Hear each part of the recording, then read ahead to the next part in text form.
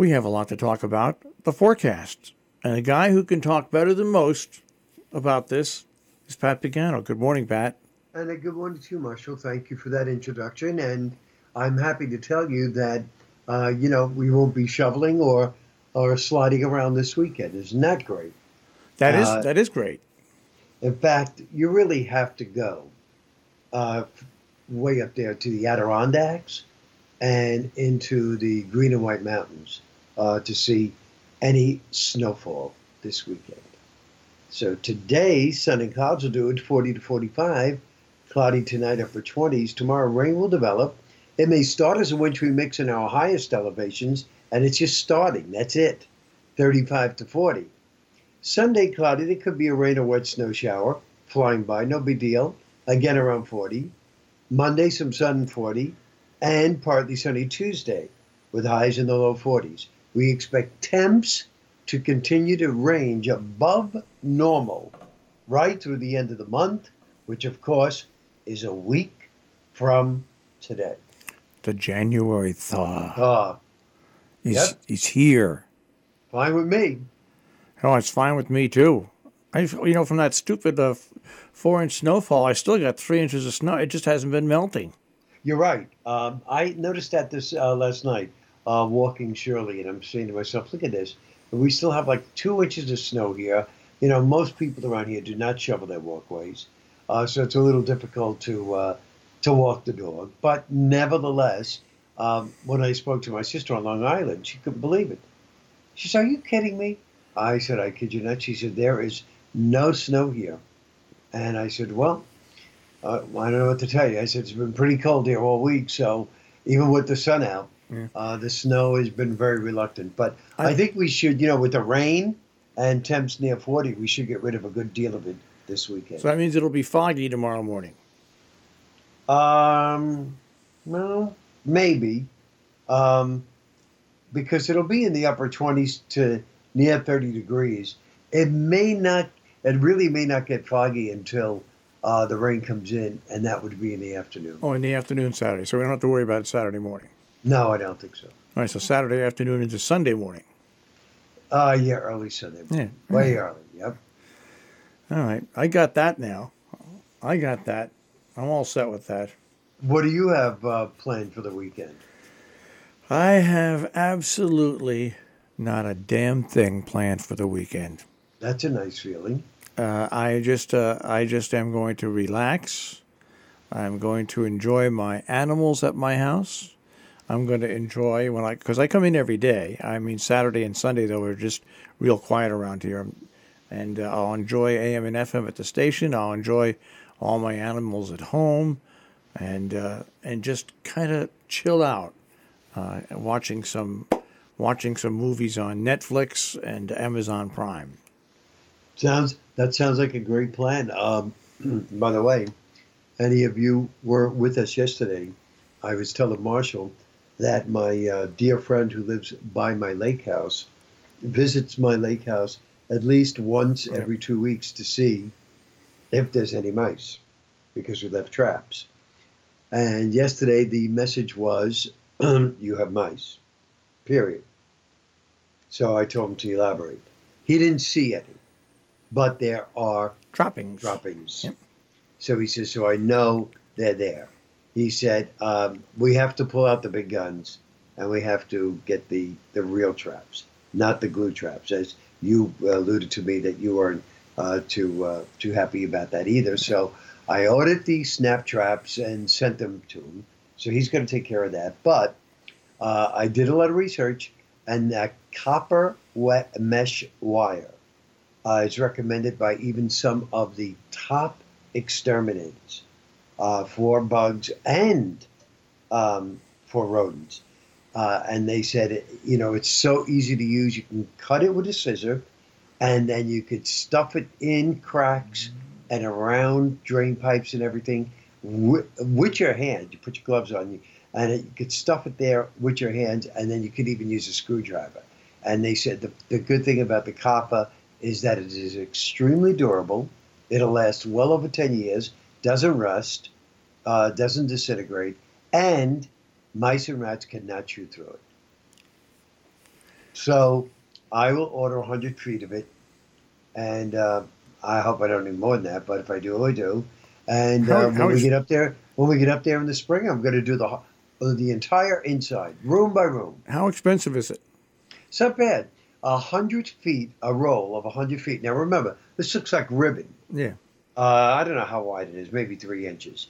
100 feet goes for about, you could get it for about $30. All right, because when we first built WKZE AM 1020, Yeah. our transmitter shack, because it's an AM broadcast facility, and it was so close to we had to completely on the floors, the ceilings, and all the walls, we had to encase it in copper.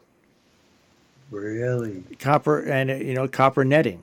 But it was expensive because the building was I think 10 by 20. So you got 10 by 20, the walls, the floors, the ceiling, and it was really expensive. But that was to keep the radio waves from getting inside the building and distorting the readings. Okay. And come to think of it, we never had any problem with mice. With mice. See no, that? Lots of problem with bees, but no problems with mice out mice. there. Yeah. So we're going to do that, and my friend David said he'll help me. So I will do that before I sleep up there. I mean, that's the bottom line, Marshall. If we can get say a decent weekend in April, like a Saturday, more than a Sunday, I would tell David, meet me up there. Go up with my copper wire, and I mean, the cabin is small, folks. I mean, this cabin is 15 feet wide by 25 feet long. So it's a small cabin. It's got a really great porch that looks over the lake, because the lake is like 5 feet from the cabin. And then it's got a kitchen, and then there's a combined bedroom living room. So I am just going to move everything piece by piece. The only problem I have is the sink. It's a full sink, a console with drawers and everything. Yeah. I'm going to have. I don't think I can move that and get behind it. So that may be one thing that we'll have to approach from underneath the cabin. Refrigerator I can move, and I know I can move the gas stove, but I cannot. I don't think I can move that sink to make sure we get behind it. But obviously, wherever there is any room for an entrance, that's what I have to plug up. But I'm on a mission. I'm on a mission to do that. Just the way you sealed up your house. That's right. That is the way I'm going to seal up my cabin for good. So you see what happens in radio, folks. When you work in radio so long, you become Marshall Miles, who hermetically seals his house so no bees can get in or bugs. And then you've got Pat Pagano, who hermetically seals his house and cabin so no mice can get in. This is what happens after you spend 30, 40 years. That's it. You just go nuts. You just go nuts. I just heard that, what's her name? Janice Huff of local NBC Channel 4 down here in New York. Yeah. She's celebrating her 30th anniversary on the air. Yeah. That's young. That's young. Well, compared to you and me. I mean, I'm getting, we're doing 50 towards the end of the summer here for me. It'll be 50. Oh, bless you. Well, yeah, I'm probably about 40. I think I'm about 42, 43. 42, 43 years in the business. A long time to be in the business. It certainly is. We're dinosaurs, Pat. Let's just hope the meteor doesn't strike. Yeah, I know. Well, anyhow, but we do it. We love it. We enjoyed it.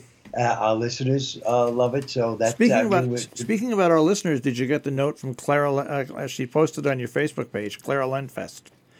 I didn't look. No. She put there. She said she listens to you on the show, and she feels the same way about mice that you do. So that's great. She put that on your Facebook page. So there you go. Oh, that's good, because there are a lot of people that just frown upon it. Yeah. When a lot of people, they'll just say to me, "Well, you're up in the country. You have to expect it." Well, then you know what? You go up there and you sleep there. Knowing these things are flying by on the eaves, all around the room. That's the way I feel with bees in my house. I just I can tell when there's a bee anywhere in the house. I can tell instantly. Really? I just know it because I'm crazy. I'm crazy like that. Well, that's interesting. But, then I thought about it. I said, maybe I should close off the ceiling.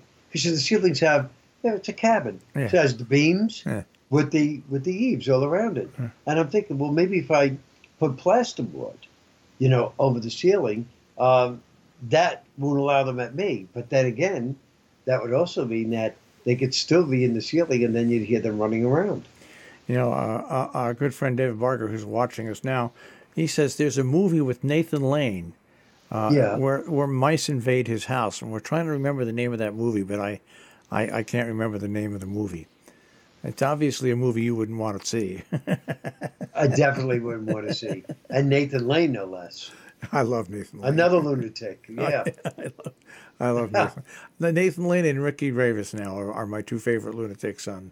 Oh, my goodness. I only think about that movie with Michael Jackson. What was it, Ben? Oh, Ben, that's right, Ben. That it was his friend? God. Yeah. Never happened. Never happened, that's right. Never happened. All right, I'll let you go because someone's ringing you up. Yeah, it sounds like they are, right? All right, Pat, have a great weekend. And will you be on Monday? I'll be here Monday. All right, I'll speak to you on Monday. Bye-bye, Marshall. Take care. Pat Pagano in the Weather Center this morning with a check on our tri-state forecast here on Robin Hood Radio.